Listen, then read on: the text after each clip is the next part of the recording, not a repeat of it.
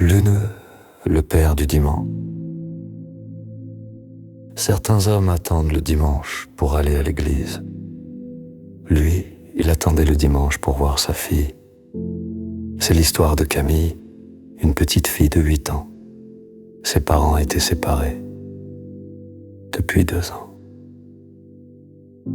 La mère, Sophie, avait la garde principale.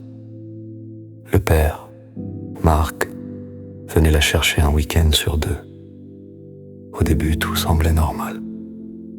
Marc disait: Je veux juste être un bon père. Je ne veux pas qu'elle m'oublie. Le samedi matin, il venait la chercher avec un grand sourire. Des gâteaux, des jouets, parfois même un ballon de foot. Camille courait vers lui. Pour elle, c'était la fête. Mais peu à peu, les choses ont changé. Le dimanche soir, quand elle rentrait chez sa mère, elle restait silencieuse, les yeux vides. Sophie pensait que c'était la fatigue. Elle ne savait pas encore que c'était la peur. Les semaines ont passé, Camille a commencé à faire des cauchemars, à pleurer dans son sommeil, à dire qu'elle ne voulait plus y aller. Mais pourquoi mon cœur? Parce que papa me fait des choses bizarres. Les mots étaient tombés comme une bombe. Sophie s'est figée, incapable de respirer. Elle a demandé encore doucement. Et les mots de sa fille ont confirmé l'horreur. Le lendemain, elle a tout raconté à la police. L'enquête a commencé.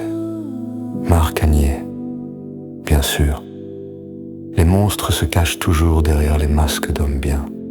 Les experts ont confirmé les gestes.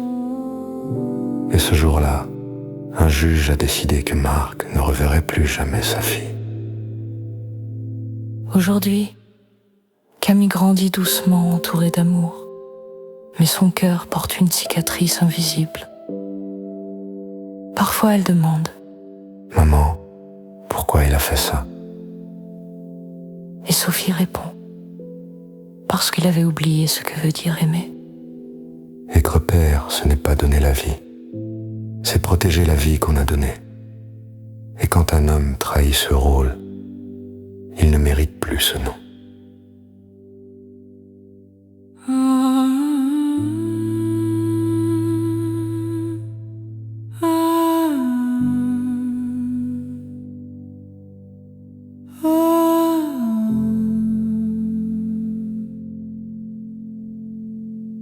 Merci d'avoir été avec nous.